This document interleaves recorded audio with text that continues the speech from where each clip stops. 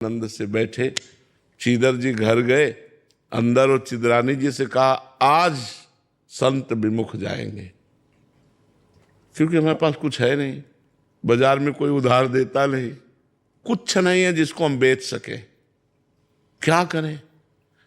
तो चिदरानी जी ने कहा आप शोक मत करो, ये हमारा नया वस्त्र है, कुछ बिकी जाएगा टका दो टका का, तो इससे चावल और दाल खरीद लाना, जो मिले भोग तो लगा देंगे।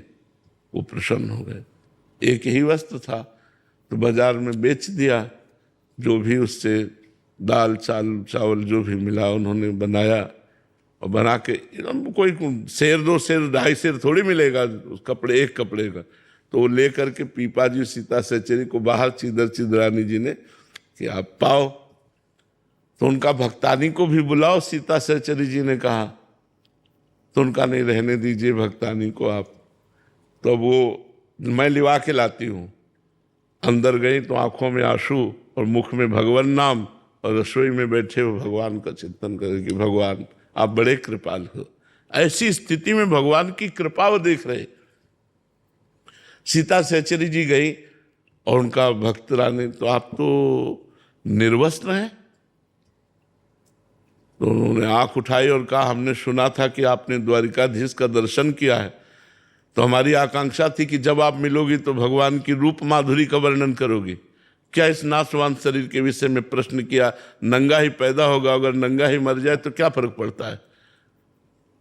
समझ गई घर की स्थिति देख करके कि ये वस्त्र बेच करके पीपा जी के पास गए और बोले कि हमें लग रहा था कि हम महान भक्त हैं, राजपाट छोड़ करके टाट पट्टी लगाकर भगवान का भजन करते हैं, लेकिन आज हमारा वो भी अभिमान दूर हो गया, क्योंकि हमसे महान भक्त निकले जिन्होंने हमारे स्वागत के लिए अपने तन का वस्त्र बेच दिया।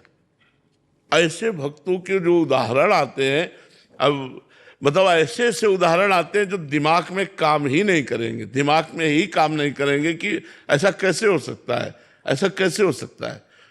एक अब सीता सहचरी जी महान भक्ता, एक वो जब जाती थी तो एक सामान लेने, तो एक दुकानदार गलत दृष्टि से, रानी थी, पहले रानी थी तो कोई साधारण थोड़ी, अनुपम रूप, और फिर अब भजन में लगी थी तो और रूप प्रकाशित, तो गलत दृष्टि करता। वो अपनी दृष्टि से देख कर सब जीव हैं, अलग अलग चिंतन। एक दिन पीपा जी कहीं गए हुए थे और संत मंडली आ गई और कुछ था नहीं पवाने के लिए। सीता सहचरी जी ने सोचा आप क्या करें, तो उनको याद आया कि वो जो बनिया था वो गलत दृष्टि से देखता था। गई उसके पास और कहा आप हमारी तरफ आकर्षण की दृष्टि से देखते थे, आपका गलत विचार हमें लगा। तो पहले तो घबराया, तो कहा नहीं मैं इसलिए पूछ रही हूँ कि अगर हमारे पास संत आए हैं और आप संतों के लिए भोजन की व्यवस्था कर देंगे तो आपकी जो इच्छा होगी वो मैं राजी हो जाऊंगी। अब तो वो घी चीनी सब सामान दे दिया, गई पकवान बनाया और अच्छे से संतों को पवाया। जब संत पा चुके तो उस समय पीपा जी आ गए। पीपा जी ने सीता सहचरी से पूछा हमारे पास तो कुछ था नहीं, संतों को क्या पवाया, तो उनका अपने को बेचकर। पीपा जी के आंसू आ गए। उन्होंने कहा धन्य है जो तुम्हारी जैसी हमको मित्र मिली, पत्नी मिली, अब बैठो हमारे कांधे पे, मैं तुम्हें ले चलूंगा उसके पास। और उसकी दुकान के पास गए, उतर गए और कहा जाओ। जे ही वो गई तो चरणों में लौट गया और कान पकड़ा और कहा गलती पड़ी, कभी हम ऐसी गलती दृष्टि से आपकी तरफ ने, आप जैसे मतलब उसको ज्ञान हो गया, क्योंकि उसका अन्न संतों के पेट में गया ला तो उसकी बुद्धि पवित्र हो गई। वो चरणों में गिरा और कहा माता आप कभी ऐसी हो। ऐसे ऐसे चरित्र आते हैं भक्तों की, मतलब होश उड़ जाए।